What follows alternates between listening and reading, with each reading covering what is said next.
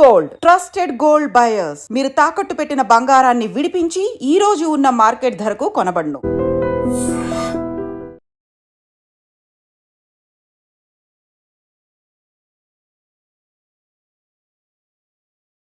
ప్రస్తుతం సోషల్ మీడియాలో ఒక వీడియో తెగ వైరల్ అవుతోంది. అది మన దగ్గరది కాదనుకోండి, కర్ణాటకకు సంబంధించిన వీడియో అనమాట.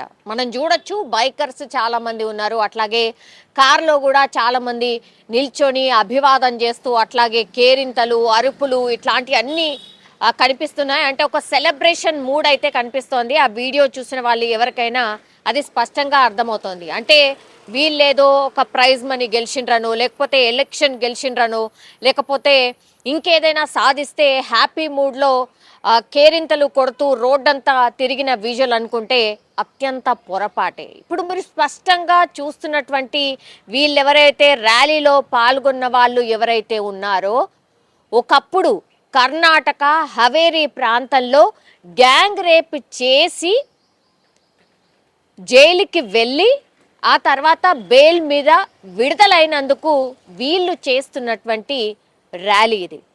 పైత్యం అనుకోవాలో లేకపోతే అసలు పిచ్చి అనుకోవాలో ఏమనుకోవాలో నాకైతే అర్థమవుతలేదు. ఎందుకంటే నిందితులు వీళ్ళు, అది కూడా చేసింది మామూలు ఘనకార్యం కాదు. గ్యాంగ్ రేప్, ఒక అమ్మాయిని గ్యాంగ్ రేప్ చేసి, అంటే ఫారెస్ట్ లోపలికి తీసుకువెళ్ళి గ్యాంగ్ రేప్ చేసినటువంటి సంఘటనలో జనవరి 2024 7వ తారీఖున ఈ ఇన్సిడెంట్ జరిగింది. ఆ తర్వాత 10వ తారీఖున ఆ అమ్మాయి వెళ్ళి పోలీస్ కంప్లైంట్ చేస్తే నిందితులు 7గురు కూడా వాళ్ళని పట్టుకపోయి జైల్లో వేసినటువంటి పరిస్థితి. అయితే సంవత్సరంన్నర తర్వాత ఇప్పుడు ఈ 7గురు నిందితులు ఎవరైతే ఉన్నారో వాళ్ళు బెయిల్ మీద విడుదలైనరు గంతే. దానికి వీళ్ళు ఒక 25 కిలోమీటర్లు, అంటే జైలు నుంచి ఆ హవేరీ ప్రాంతంలో ఏదైతే వీళ్ళు ర్యాలీ చేస్తున్నారో ఒక 25 కిలోమీటర్ల పాటట వీళ్ళ అనుచరులో లేకపోతే వీళ్ళ దోస్తులో ఏదో ఘనకార్యం చేసినట్టుగా బైకులు అట్లాగే కార్లల్లా ఈ 7గురు నిందితుల్ని ఊరంతా ఊరేగిస్తూ ఆహా ఓహో అనుకుంటూ ఇగో వీళ్ళే గ్యాంగ్ రేప్ చేసిన నిందితులు, ఇగో వీళ్ళు విడుదలైనరు అని చెప్పదలుచుకున్నారా? లేకపోతే ఏదన్నా సాధించిండ్రు, అసలు అద్భుతాలు వీళ్ళంతా కూడా మీరు ఒకసారి అందరూ చూడండి అని చెప్పే ప్రయత్నం చేసిండ్రా? అసలు దేనికి ఈ ఊరేగింపు? అసలు కామన్ సెన్స్ అనే వాళ్ళు ఎవరైనా చేస్తారా ఇట్లాంటిది? నిందితులుగా ఉండి జైల్లో ఉండొచ్చి ఈ ర్యాలీనా? ఇట్లనే నెటిజన్లంతా తిట్టిపోస్తున్నారు. ఇప్పుడు పూర్తిగా ఈ వీడియో అయితే కర్ణాటక ప్రాంతం మొత్తంగా వైరల్ అయిపోయింది. ఒక 4-5 వీడియోస్ ఇట్లాంటివి పూర్తిగా వైరల్గా మారిపోయినటువంటి పరిస్థితి. దీంతో ఐ థింక్ సుమోటోగా కూడా దీన్ని టేకప్ చేసే అవకాశమే కనిపిస్తోంది. ఎందుకంటే వీళ్ళు చేసిన ఘనకార్యం ఏంది, తీసినటువంటి ర్యాలీ ఏంది, ఈ న్యూసెన్స్ ఏంది, పబ్లిక్ న్యూసెన్స్ ఇది. ఎవరైనా ఈ వీడియో సర్క్యులేట్ అయిన పరిస్థితి ఉంది కాబట్టి, పూర్తిగా వైరల్గా మారిపోయింది కాబట్టి, మరి ఎవరైనా వెళ్ళి కంప్లైంట్ చేస్తారా వీళ్ళ మీద? ఒకటి చూడాలి.